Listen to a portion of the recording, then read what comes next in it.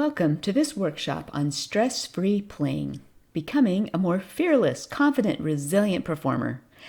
I am so glad that you chose to watch this presentation, and I'm excited to share some ideas with you on how you can further your personal development in music performance.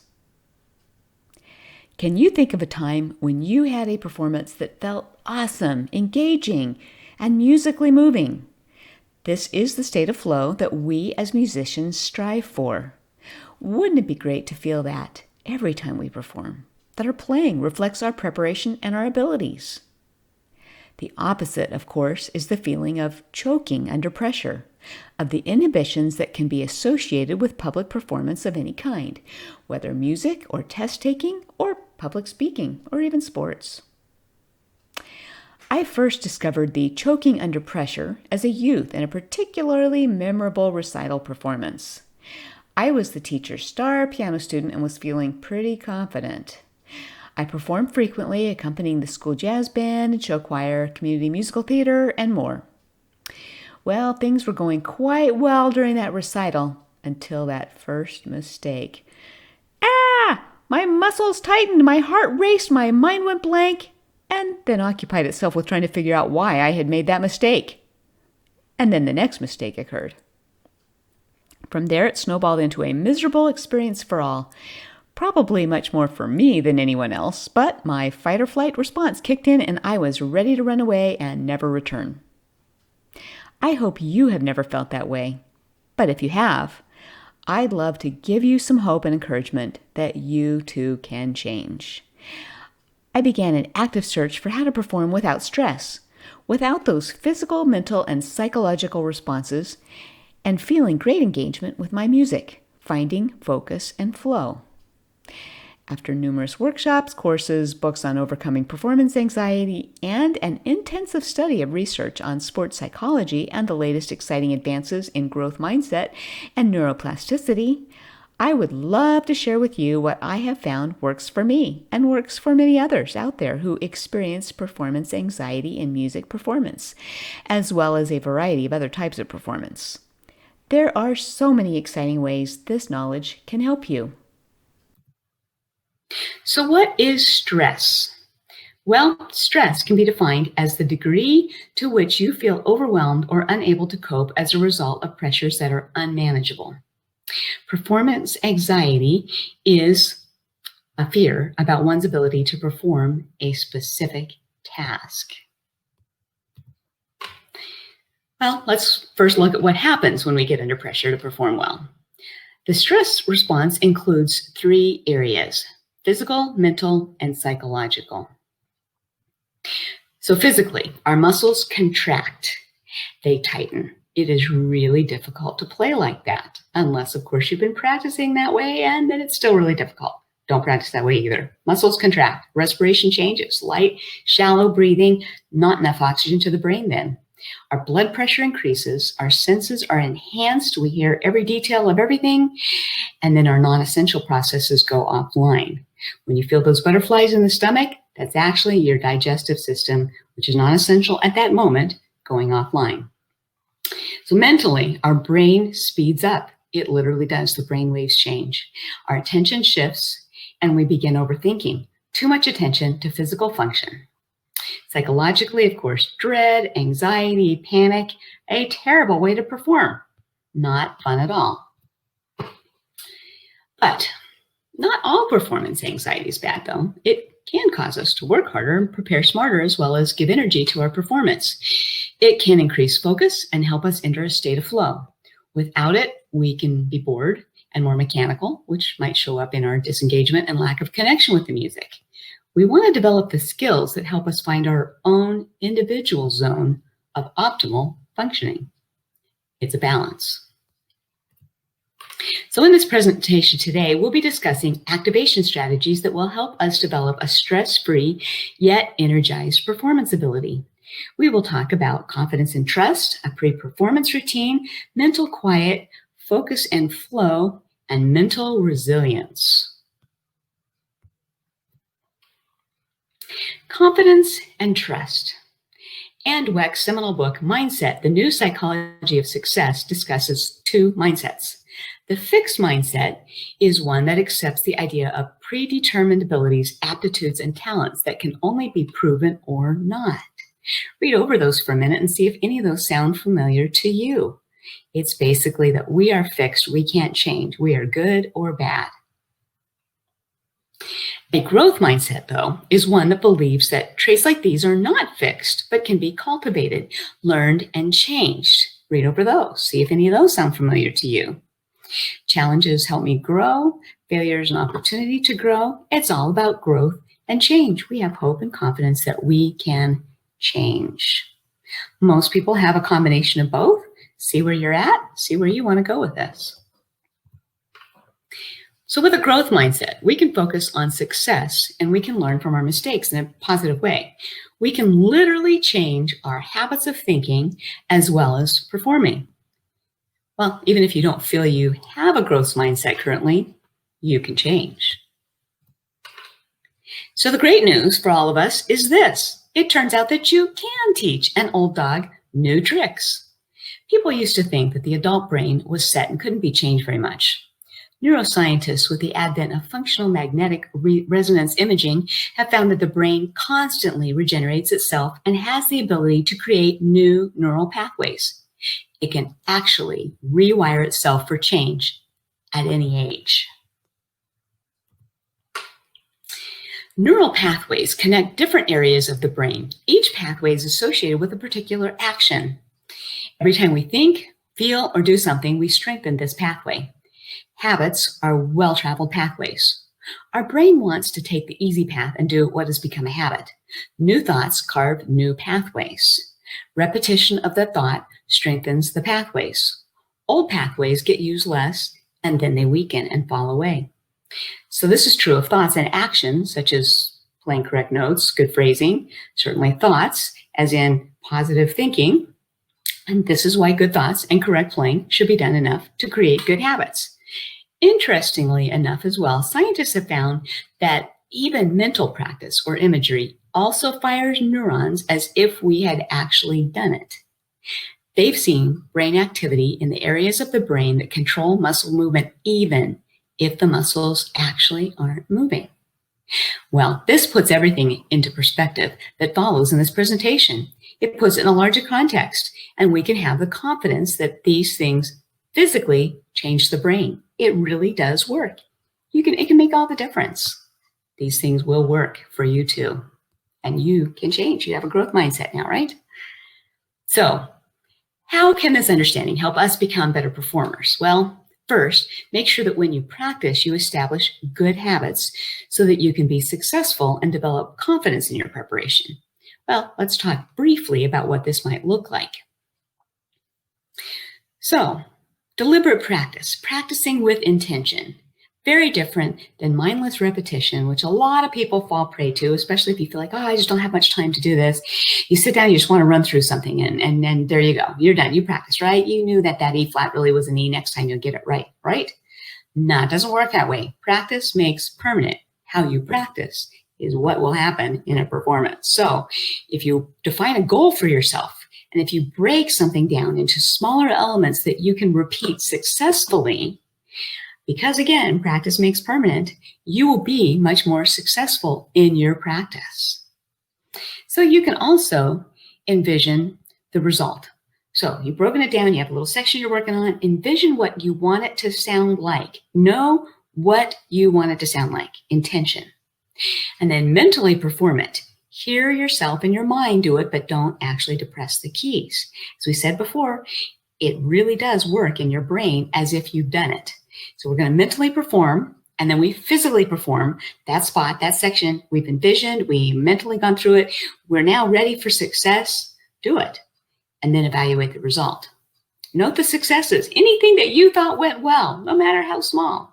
And then identify any problems. If there was a mistake or something didn't feel right, figure out why. What actually caused the problem? It is not that you were good or bad. It is something else. We need to decide what is the problem, identify the cause of that problem, and then come up with a strategy for how to fix it. After we have that strategy, let's test it out And then we repeat the process until we're satisfied that we truly have and can consistently produce that spot, that section, the way we want it to be. So we also need to practice our thought behaviors as well as our physical actions. It is critical to our confidence that we develop a balanced perspective. Much study has been done recently on the power of positivity. It is in lots of books, lots of studies. We can literally retrain our brain to be more positive.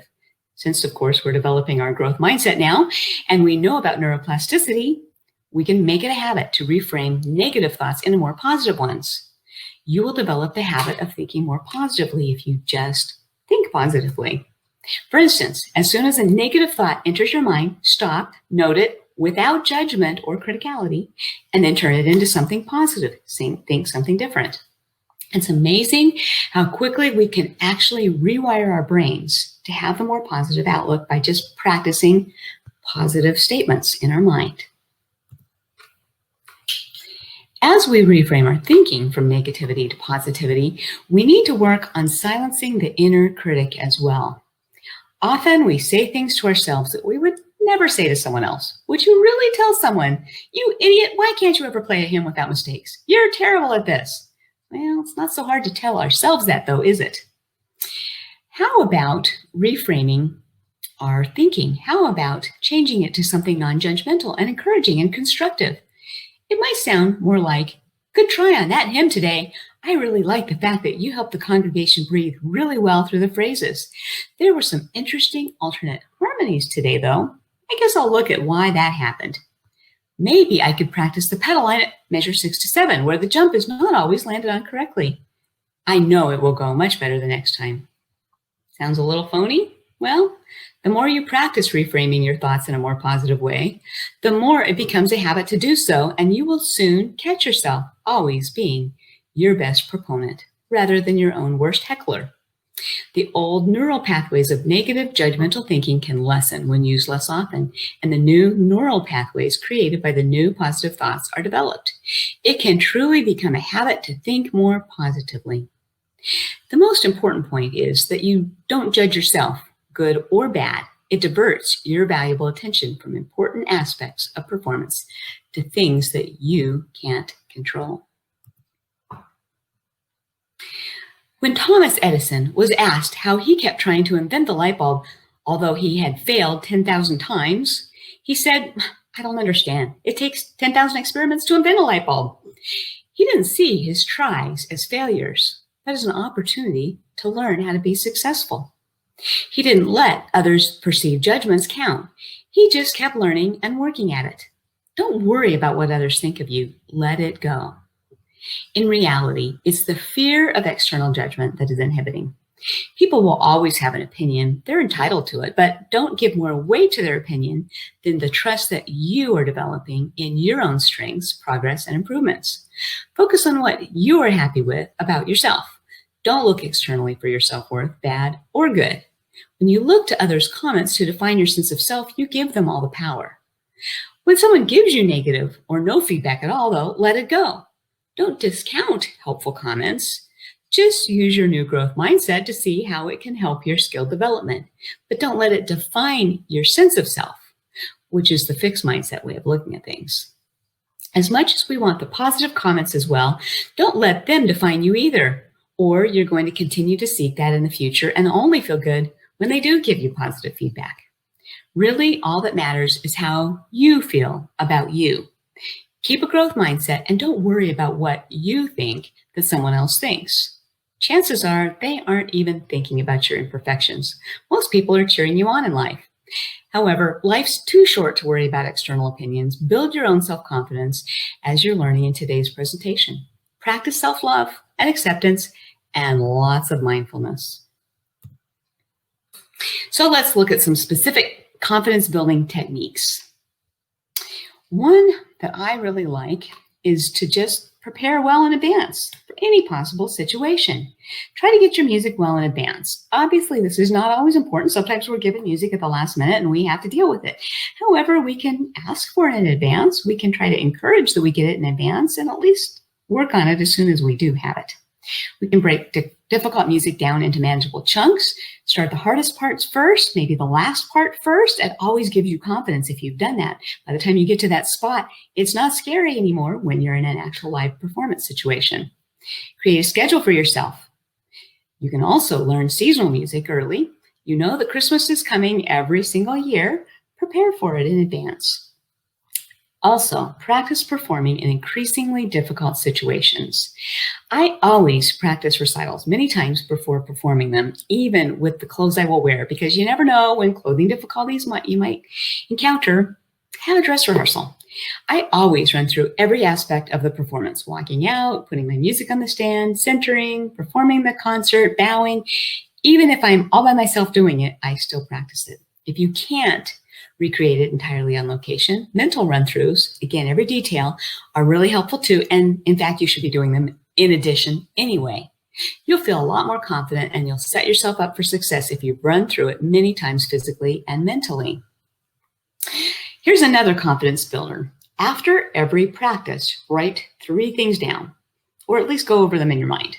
1 thing that went well, 1 thing that improved, and 1 instance of great effort during your practice. It will change your practicing. You will start looking for those positive things every time you practice. It's really great. You can also build a mental library of successes and practice recalling them on demand. This is a great thing to do, kind of like a little brag book for yourself. Pull it up every time, even if they're little successes. It doesn't have to be major. It can be 1 rehearsal thing that went really well, or something that you feel like you're doing. Anything mentally, run through it in your mind and trust yourself. Pre-performance routine. Well, I don't know about you, but when I first became a parent, I had a difficult baby that seemed like she never slept. After many late night walks to the park, rides in the car, trying to put her to sleep on a running dryer, it's supposed to soothe the baby, I started to realize that if we came up with an exact order for the bedtime routine, sleep became much more automatic. So maybe a bath and a warm bottle and the warm jammies and the bedtime singing and a story, whatever it is that might work, patting on the back, a particular order, it kind of sets something up in the brain that becomes a routine. But we can use the same idea to program ourselves to release stress and pressure and to perform at our best. If you Google NBA free throw rituals, you'll see that many of the NBA stars have a specific free throw routine that they do to put themselves in a state of mind for successfully completing a free throw with all eyes on them in the critical moments of a game. They repeat this every time they throw a free throw. Here's some examples. Jerry Stackhouse bends his knees so low he looks like he's in a squat.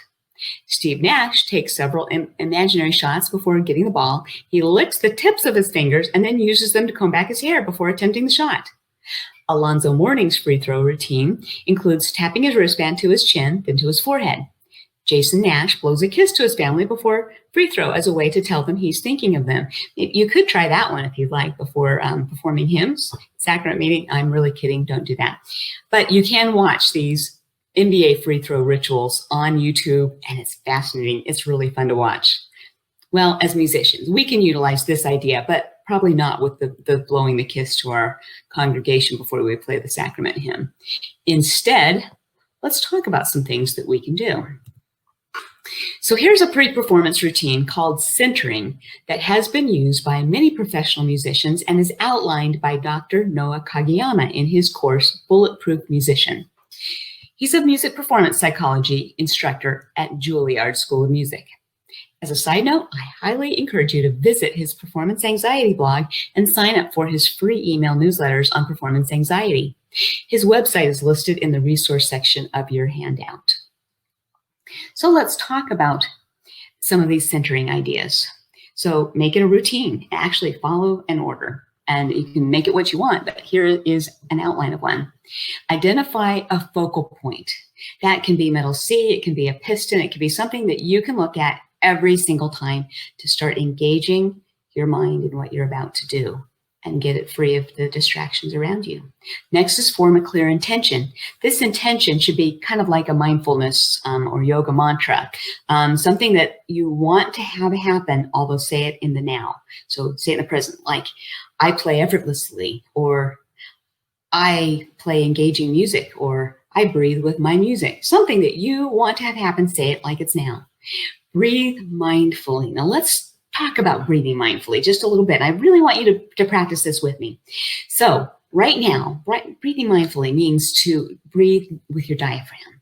So I want you to focus on how that feels, breathing deep within your torso. Feel it, feel the expansion of the rib cage. Let's go ahead and try one of these right now. So nice deep breath. You can close your eyes if you feel like it. Just deep breath and feeling the expansion. Ready? Nice deep breath. From the diaphragm, breathe in, breathe in, breathe in, breathe in. Hold it, hold it, hold it. And let it out again, feeling the air escaping. If you breathe deeply every time, it actually increases the oxygen flow to your brain, which we need. Next thing is release key muscle tension. One way that you can get started practicing this is if you tighten everything. So right now, just try it with me. Tighten every muscle in your body, including your face. It's going to look kind of funny. Just tighten everything. Tighten, tighten, tighten, tighten, tighten, tighten as tight as you can. And then slowly let it go. Release, release, release, release, release. Let it go even more. And just bear with me a little bit. Let's do a little mindfulness here. I want you to think from the top of your head, releasing all energy. Right now, go ahead and do it with me. From your neck, from your shoulders, your arms, your hands, your fingers, letting it go, releasing all tension down through your torso, your legs, your calves, your feet, out your toes. You should feel relaxed, ready for a nap, but don't take one. We're not done. Next, feel your center. As you're sitting on a chair or a bench, you want to feel like you are grounded. This is a kind of a martial arts sort of a feeling, if you've ever done that. You want to feel your center. Some people try to do an imaginary hula hoop and get smaller and smaller, and you kind of feel like that inner core. Just feel that inner core. Feel your center. Repeat a process cue. You need to come up with what this is. Since this is meant to be done before you start playing, it can actually even be rubbing your fingers, tapping your knee, saying a word to yourself, something that is a process cue that you do every single time. Again, we're trying to train the brain that this is what happens, and then it performs successfully.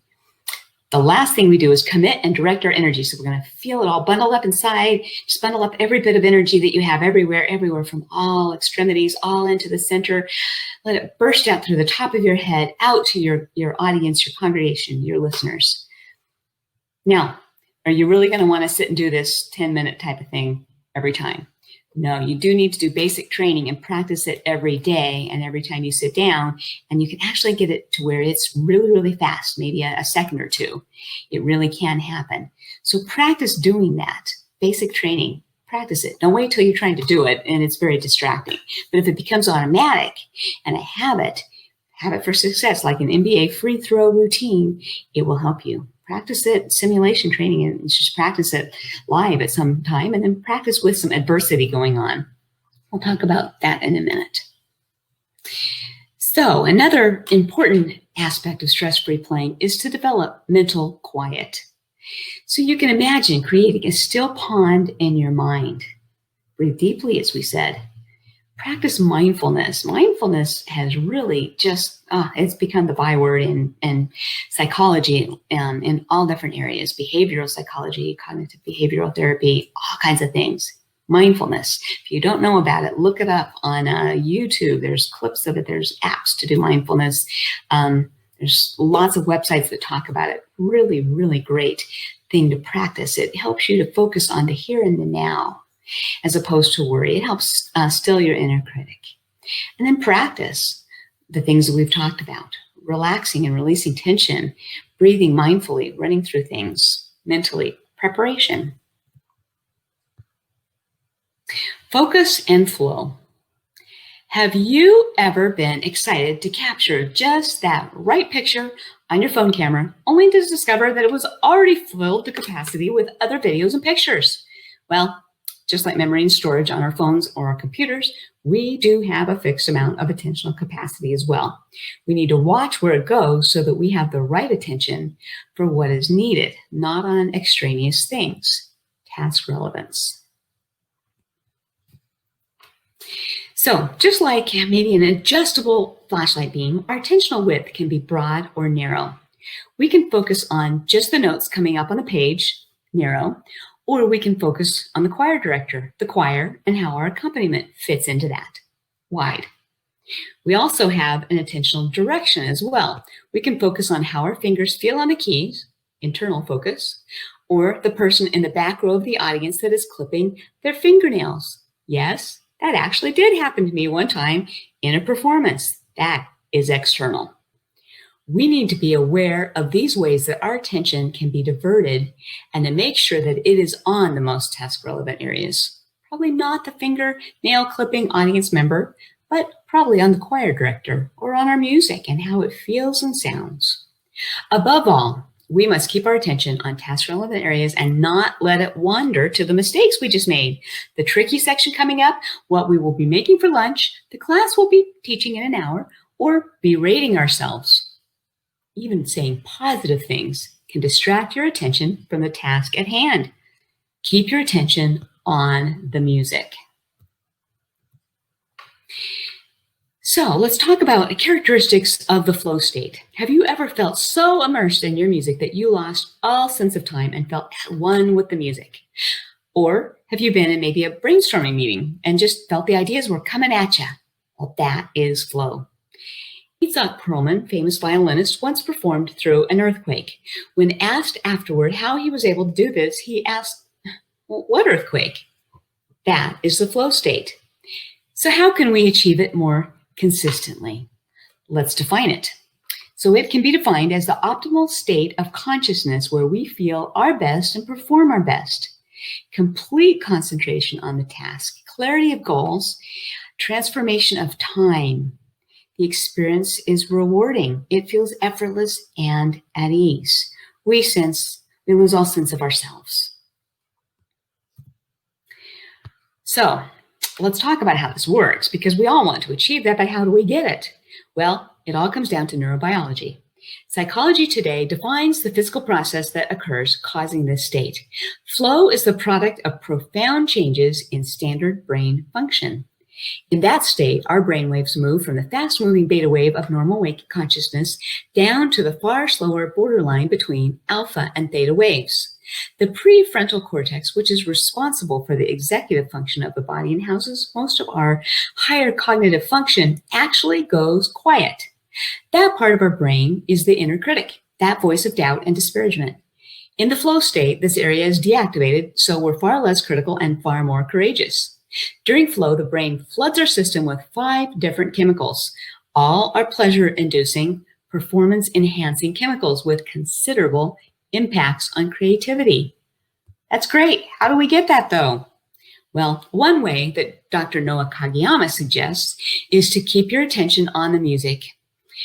And we achieve flow through singing brain. It can be created by leading with your inner voice, hearing the sound as you play it, and listening to yourself without analysis. It does take some practice to get, though. You want to really learn to listen to the music as you're playing it or slightly in front of where you're playing. Not way in advance, not a problem spot, not something that we're thinking about way ahead, but as we're playing or just in front of it. Glenn Gould, famous pianist, often hummed while he played. His recording engineers even had to work to remove that sound from his recordings. He had singing brain and was humming to hear what he wanted in advance of actually playing the notes. Of course, this state of being immerses the brain in the experience of playing rather than focusing on potential problems. Singing brain, of course, also can help eliminate monkey mind, where the mischievous mind jumps from one thing to another, totally derailing our train of thought and diverting our attention to the wrong thing. So a great way to practice this and to develop it is through adversity training. So you can practice with distractions. It might be your kids running around the room, maybe the radio playing a different song than the one you're working on, the metronome set to a different tempo than what you're actually playing. Dream it up, be creative. What can you do to add some distractions? Practice under adverse conditions. Maybe it's when you're tired, hungry, hot, a different place, a different instrument than you're used to. Record yourself, audio, visual, easy in today's world with our phone. Just sit your phone out, record yourself. In fact, it's a really great idea that I strongly recommend because you can learn a lot about yourself and your playing if you do this. You can also gradually increase the stakes. So start with low stress. So like one person listening to you or the recording or just your family. Build it up to more stressful situations or bigger performances. So here's a couple of other strategies for training the mind towards focus and flow. One is called attention scripting strategy. So you can actually envision the whole performance and try to keep your mind sticking with it. Another is to practice performing exactly how you want the performance to go. Every detail, even what you're thinking.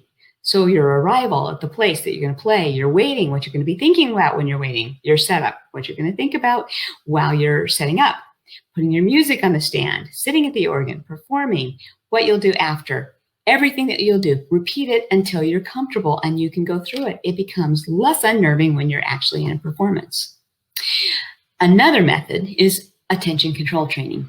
And that basically is you play as long as you can maintain attention.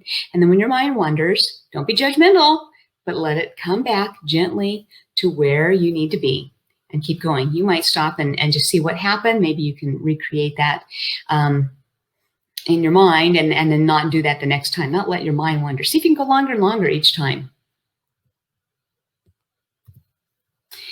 Mental resilience. Okay, so you've prepared well for performance. You're working on confidence and trust in your preparation with intention as well as focus and flow. But as with anything, you have to work to establish the habits of success. It will happen a little at a time. Congratulate yourself on each step that you're taking and each success, no matter how small.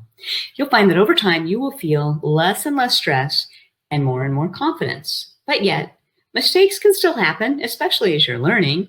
Show yourself grace and mercy. Build mental resilience. So here are some problems with mistakes. It diverts your attentional resources. Physical and mental responses inhibit your optimal playing. You can have a snowball effect, and it gets worse and worse. So how can we learn to bounce back quickly? It's rare that anyone plays completely perfectly and exactly as they intended. However, it's what we do with the mistakes that count. If we grimace or focus on the mistake, let it take our attention away, replay a note, any other disruptive action, it gets in the way of our confidence, of course, and our performance.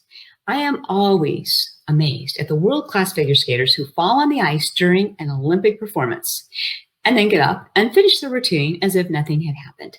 That's what we need to do. But it is tough. It takes a lot of practice. So instead of getting down on yourself, here's a few ideas for a more productive response. So rapid recovery reflex, that's really what we're trying to train up, right? That we can immediately fix our problem, go on, not let it get in the way. Let it go. Don't judge. Practice doing that. Practice relaxing when something happens. Here's a great one. Have a recovery cue. That means something, and of course, since our hands and our feet are busy, it needs to be something, maybe a mental word that we say to ourselves like here and now, or stay with it, or anything that you can practice doing exactly the same one every single time. And then we can practice recovering after. And then when we get in a performance or a higher stake situation, that recovery cue can work for us to become automatic, and it will help cue us to do the right thing, staying with it. We can focus on the now, mindfulness. Here's another one. Don't overcompensate. Some people make a mistake and then they think, okay, well, I'll just make it look like that's what I intended. So over here, I'll do something more or something really big. Don't do that. Don't overcompensate for it. Just let it go. Keep moving. Singing brain and really practicing getting good with that is also another way. So here's a few ideas for mental protection for yourself. They work for some people, not for others. Maybe one works for you, the other doesn't. Try them out, see what you think. Just like in the Incredibles movie where Violet creates a force field around her family to protect them from all the outside influences, you can have an attentional force field. So literally see what that might look like. Some people see it just like Violet's force field. Whatever it might look like to you, warm, fuzzy light or whatever works for you. An attentional force field. When you step inside to perform, everything just is protected from the outside. Another one is a circle of success. So in your mind's eye, draw a circle around yourself and step into it as you get onto the organ bench. I am now in my circle of success. I always play perfectly when I am in this circle of success. Sounds phony? It actually can work if you train yourself to believe in it. As we talked about before, those neural pathways can be strong. So above all, let your focus be on expression of the music. Find your flow in creating beautiful music. So get into the moment, shape the phrases, let the music breathe, create beauty with your music. Keep your focus on helping your listeners experience emotion through your music. You can be engaging, and if that's where your focus and attention goes, it's in the right place. Not on worry, not about fear, not on what I did well or didn't do well. None of those things really matter. It's what we do with the music. And if we keep that focus, it makes all the difference, I have found. So here are some resources that you might find helpful. You do not need to hurry and write them down. They are all on the resource section of today's handout. So go ahead and take a look quickly at them, but then know that you have it on your handout in your booklet, or you can get it from the main page as well.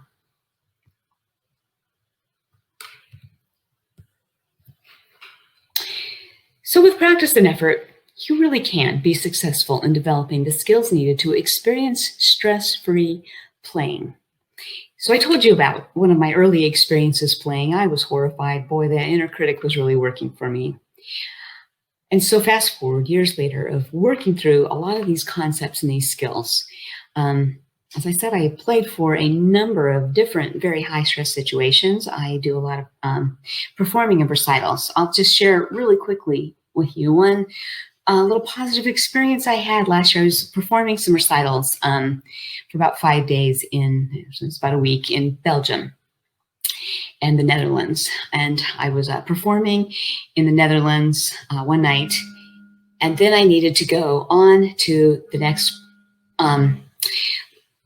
venue and perform.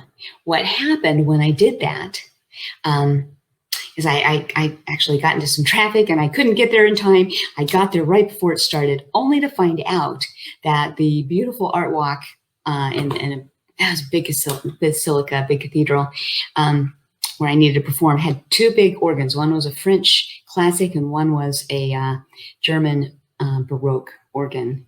And the pieces that I had submitted were not the ones that they had put on the program. I had submitted a few and said, these are the ones I preferred, and they gave me some others. They were not the ones I had practiced. I got there right when the concert was starting because of my issue and trying to go such a distance in a short period of time. And I had to go play Bach Prelude and Fugue on an unfamiliar organ in a big live performance in front of other people. And I practiced my centering, I practiced what I was doing, and wow, what a difference it made in the way I felt. I went at it excited to perform, and I left feeling happy that I performed. It can make a difference, even when there's high pressure stakes and you can't actually practice what you want. If you get familiar and comfortable with these skills, you can find peace and joy. So practice these skills one at a time. Show yourself love. As you learn and grow, you can feel peace and joy when you perform. And I know that this is true and that I know you can do it. You can all develop these great skills.